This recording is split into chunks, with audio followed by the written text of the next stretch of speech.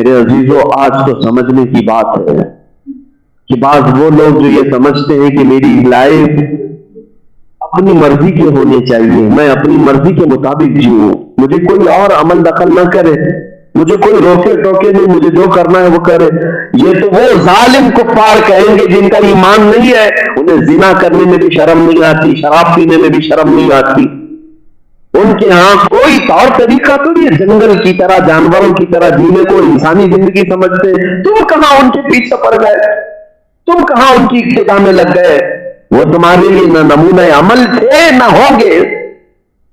اگر تم نے خواہشات ان کی وجہ سے بنائے ہیں تو آج ہی توبہ کرو اور نکل آؤ اس زندگی سے۔ اعلیٰ حضرت فاضل بریلوی رضی اللہ تعالیٰ عنہ نے ان کو یہ تنبیہ کرتے ہوئے بیان کیا، جو کہتے ہیں نا ہماری زندگی ہے، ہماری اپنی لائف ہے، شارٹ لائف ہے، اس کو انجوائے کرو، جیو۔ انجوائے کرو کا مطلب کیا ہے؟ تمہاری اپنی زندگی ہے، اگر اپنی زندگی ہے تو تم بڑا گھٹا کیوں نہیں لیتے اپنی زندگی کو؟ جب چاہو مرو، جب تک چاہو جیو، ایسا کیوں نہیں کر سکتے؟ پتا چلے گا تمہیں کہ لائف تمہاری اپنی نہیں ہے، یہ کسی کی دی ہوئی ہے اور کسی کے لیے دی ہوئی ہے۔ زندگی یہ نہیں ہے، زندگی یہ نہیں ہے کسی کے لیے، زندگی ہے نبی کی، نبی کے لیے۔ نہ سمجھ مرتے ہیں زندگی کے لیے، ارے جینا مرنا ہے سب کچھ نبی کے لیے۔ اعلیٰ حضرت نے ہمیں یہ پیغام دیا، دہن میں زبان تمہارے لیے، بدن میں ہے جان تمہارے لیے، ہم آئے یہاں تمہارے لیے، اٹھے بھی وہاں۔ ہاں، مجھے اب یہاں پر بات یاد آتی ہے، ہم نے آگ میں کودنے کا اعلان کیا، شاید ہو سکتا ہے یاد کسی ایک پاکھنڈی خبیث کو ہم نے للکارا اور اس کے کہا آگ میں کودیں گے۔ کچھ لوگوں کو اس بات کا اعتراض تھا کہ مفتی صاحب آپ ایسے خودکشی کرنے جائیں گے، خودکشی ہو جائے گی، آگ میں کودنا کیا ہے؟ ارے اپنی جان دے رہے ہیں آپ، آگ میں کودیں گے مر جائیں گے، یہ کیسے اسلام اس کی اجازت دیتا ہے؟ کچھ لوگوں کی طرف سے اعتراض تھا۔ میرے استاد گرامی نے ہمیں سینہ تپا کر کے کہا، بیٹا ان کو جواب دینا کہ آگ میں کودنا ہو یا جان دینا ہو، ہم کسی لیلا اور مجنوں کے قصوں پر جان نہیں دے رہے، کسی دنیاوی محبوب اور دنیاوی عاشق کے طور پر دنیا سے نہیں جا رہے ہیں، بلکہ ہم ان کے لیے جان دینے کی بات کر رہے ہیں۔ جان دی ہوئی اسی کی تھی۔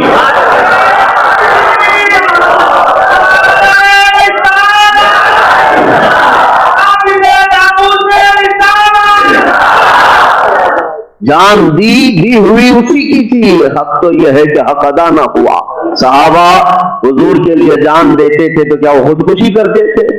اور خودکشی کی بات تمہارے دماغ میں کہاں سے آئی؟ ہم نے تو سوچا بھی نہیں تھا، اور ہم نے اپنے بزرگوں سے بچپن سے سنا تھا۔ تاجدار اہل سنت حضور مفتی اعظم ہند رضی اللہ تعالیٰ عنہ نے ہمیں یہ سکھایا تھا، یا رسول اللہ یہ ایک جان کیا ہے اگر ہوں کروڑوں، تیرے نام پہ سب کو وارا کروں میں، حبیب خدا کا نظارہ کروں میں، دل و جان ان پر نثارہ کروں میں۔ اور ان کے والد گرامی اعلیٰ حضرت کیا کہتے ہیں، کروں تیرے نام پہ جان فدا۔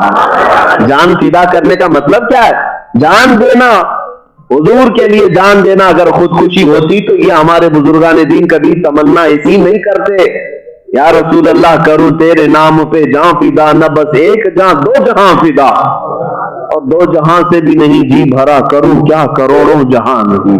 اگر کروڑوں جہاں ہوتے یا رسول اللہ، سب آپ کے قدموں پر ہم وار دیتے۔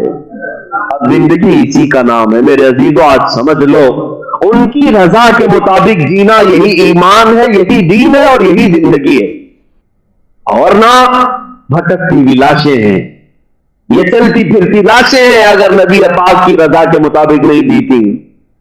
دین کا جینا بھی بیکار ہے، فضول ہے۔ لہذا کبھی کاؤنٹ کرنے پر آئے تو خواہ کیڑے مکوڑوں کی کاؤنٹنگ نہیں کرنی چاہیے۔ تعداد جو ہے، کبھی لوگ کہتے ہیں نا یہاں اتنے لوگ ہیں وہاں اتنے لوگ ہیں، میرا اپنا مشورہ یہ ہے کہ جب گنا جا رہا ہو شیروں کو تو کتوں کی اور بھیڑ بکریوں کی تعداد کا ان کا کاؤنٹ نہیں ہونا چاہیے۔ اسی طرح سے میں کہتا ہوں تعداد سے کچھ نہیں ہوتا، اگر آپ ایمان والے ہیں تو انہی ایمان والوں سے سب کچھ ہوگا۔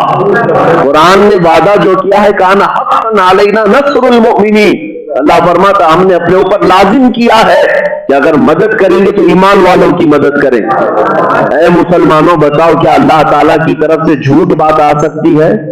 جب اس نے یہ وعدہ کیا ہے تو مدد کرے گا، ضرور کرے گا.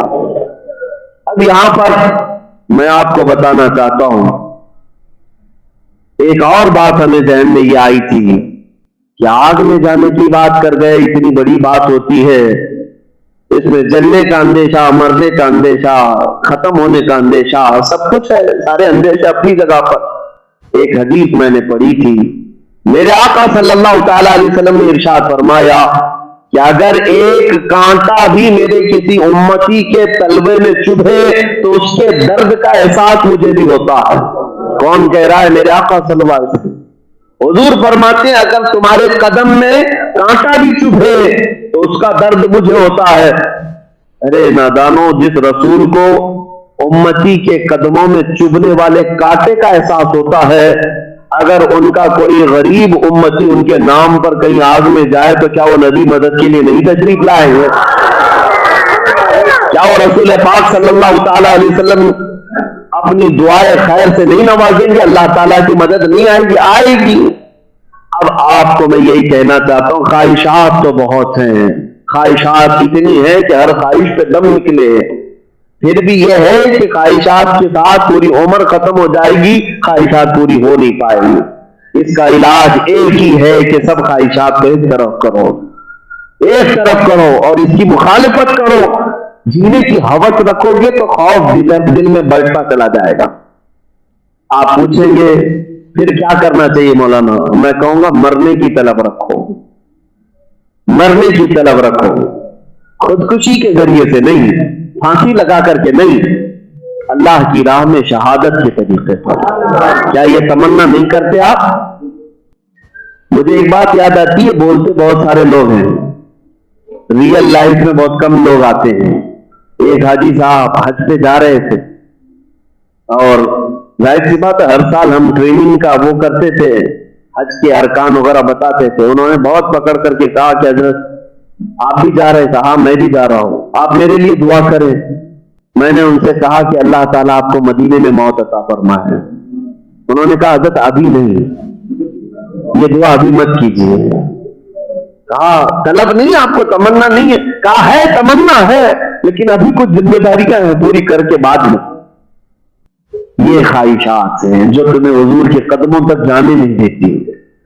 بخت خفتہ نے مجھے روزے پہ جانے نہ دیا، چشم و دل سینے کلیجے سے لگانے نہ دیا. بخت خفتہ کس کو کہتے ہیں؟ یہ سویا ہوا نصیبہ. وہ مفتی اعظم ہند کا نہیں تھا، وہ تو ان کی عاجزی میں انکساری تھی. لیکن ہزاروں کو ہم نے دیکھا ہے بخت خفتہ نے روزے پہ انہیں جانے نہ دیا، یعنی خواہشات کو قربان نہیں کر سکے. اس کا ایک ہی علاج ہے، موتو قبل ان تموتو، مر جاؤ اس سے پہلے کہ موت آئے. اور میں اکثر جگہوں پر یہ کہتا ہوں، اب حالات اس قدر تیزی سے تبدیل ہو رہے ہیں میرے عزیزوں، میں اپنی گفتگو اب حالات کے تناظر پہ آپ کے سامنے کرتا ہوں. اس قدر تیزی سے حالات بدلتے جا رہے ہیں کہ ہر جگہ کتے ننگے ناچنا شروع کر چکے ہیں.